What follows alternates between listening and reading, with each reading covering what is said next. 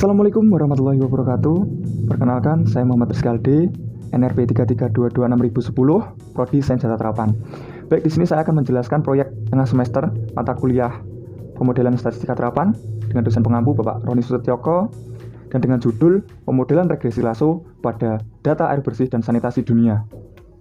Berikut merupakan tujuan dari proyek kali ini. Yang pertama, untuk melakukan pemodelan regresi menggunakan metode Lasso pada data air bersih dan sanitasi di seluruh dunia. Yang kedua, untuk memperkirakan hubungan antar beberapa variabel prediktor dengan variabel respon, sementara meminimalkan jumlah variabel prediktor yang digunakan dalam model. Yang ketiga, untuk mempelajari dan memahami faktor-faktor yang mempengaruhi ketersediaan air bersih dan sanitasi di seluruh dunia. Dengan demikian, proyek ini dapat memberikan wawasan dan rekomendasi kebijakan yang berguna untuk meningkatkan akses masyarakat terhadap air bersih dan sanitasi layak. Berikutnya ada metodologi. Yang pertama, pengumpulan data. Yang kedua, preprocessing data. Yang ketiga, pemodelan regresi. Dan yang keempat, analisis hasil. Berikutnya ada sumber data. Data yang digunakan dalam praktikum ini merupakan data air bersih dan sanitasi dunia yang diambil dari website Our World in Data. Selanjutnya ada penjelasan variabel. Yang pertama ada variabel respon, access to safety managed drinking water atau saya singkat WSM, water safety managed, merupakan proporsi populasi yang memiliki akses ke air minum yang dikelola secara aman dan terlindung dari kontaminasi. Berikutnya ada variabel prediktor sebagai berikut.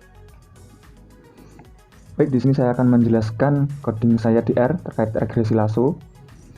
Yang pertama, kita install library yang akan kita gunakan dalam regresi Lasso.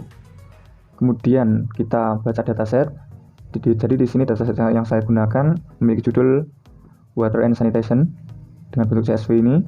Kemudian kita lakukan summary data dan kita ketahui di sini bahwa terdapat NA value atau terdapat missing value sehingga harus kita hapus atau kita hilangkan menggunakan NA omit. Nah, sekarang di bawahnya sudah tidak ada. Kemudian kita coba untuk membuat matriks korelasi. Di sini ternyata antar variabel cukup berkorelasi dengan baik. Semakin baik korelasinya biasanya diberikan tanda merah atau di sini dapat angka 1 ini ya. Kemudian kita split data untuk pemodelan regresi. Kemudian setelah itu kita modelkan regresi OLS. Jadi di sini kita dapatkan output bahwa nilai R square itu 0,8195 menunjukkan bahwa sekitar 81,95% variasi respon variabel dapat dijelaskan oleh 10 variabel prediktor tersebut. Jadi kita dapat gunakan 10 variabel prediktor tersebut untuk menjelaskan variabel respon. Kemudian nilai F statistik yang cukup besar yakni 767,7 dan p-value yang sangat kecil menunjukkan bahwa model secara signifikan dapat menjelaskan variasi respon variabel. Selanjutnya kita periksa asumsi model regresi OLS. Yang pertama kita cek linearitas terlebih dahulu, memiliki korelasi yang signifikan terhadap variabel respon atau variabel WSM ya ini. Outputnya ini. Kemudian kita cek normalitas residual menggunakan uji non parametrik menggunakan Wilcox di sini. Dapat diketahui bahwa p-value ini lebih kecil ya, sehingga ini data itu berresidual secara tidak normal, sehingga kita harus menghapus outlier agar berresidual secara normal. Nah, kita hapus outlier dari setiap variabel mulai dari WSM, WI, WB, WL, WU, WS, SB, SL, SU, RA, dan juga UA. Kemudian kita buat box plot sebagai berikut. Ini setiap variabel ya. Ini ya sebelumnya outlier, jadi sudah berkurang, cukup berkurang.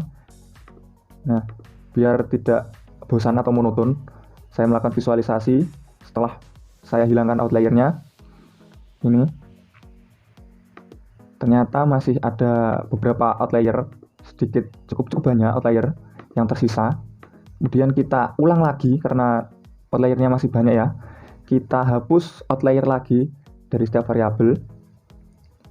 Kemudian kita dapatkan visualisasi setelah menghilangkan outlier sebagai berikut. Sudah sangat berkurang ya di sini outliernya, hanya tinggal sedikit sehingga bisa kita gunakan, atau kita cek terlebih dahulu ya. Kita summary data terlebih dahulu. Ini kemudian kita ketahui barisnya ada berapa. Kemudian kita split ulang data untuk pemodelan regresi, dan pemodelan regresi ulang tadi di sini S-square-nya naik menjadi 0,8443.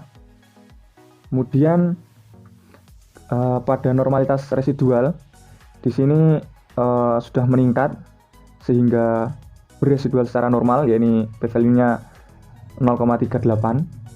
Selanjutnya ada uji heteroskedastisitas.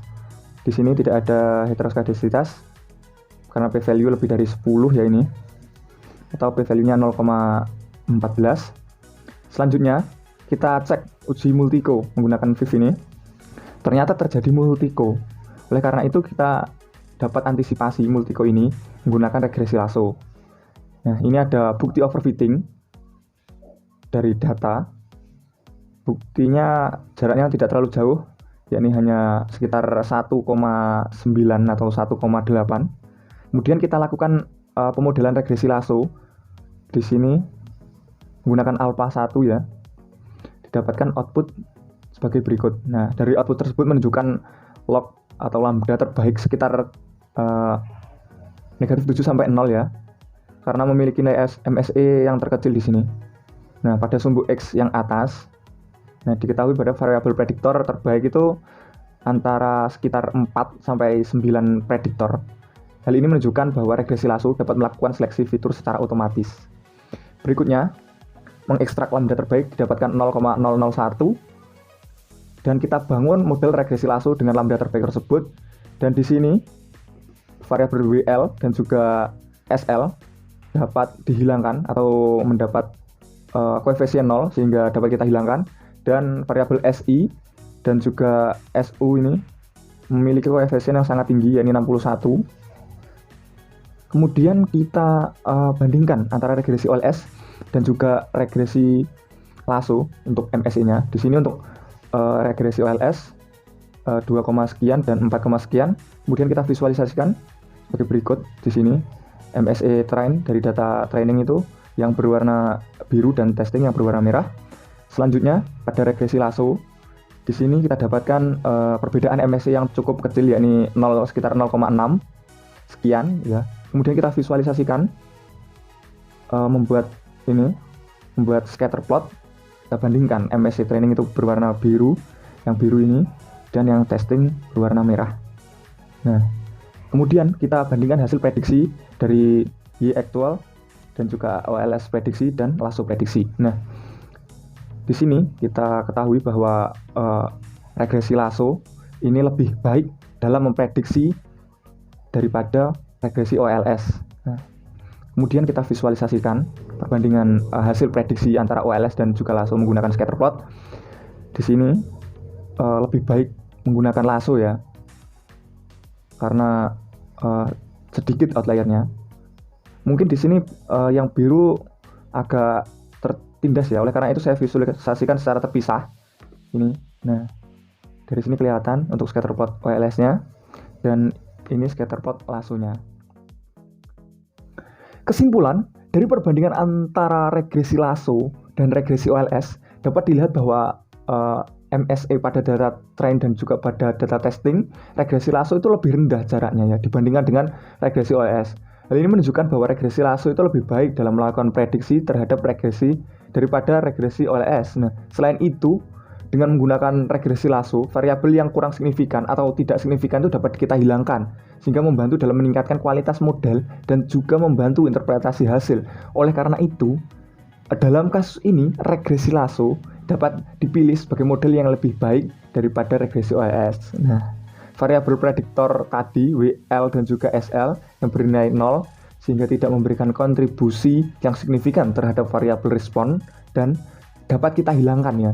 Sedangkan pada variabel SI dan juga SU memiliki koefisien yang sangat signifikan terhadap variabel respon, yakni akses ke air minum yang dikelola secara aman dan terlindungi dari kontaminasi. Sekian dari saya. Wassalamualaikum warahmatullahi wabarakatuh.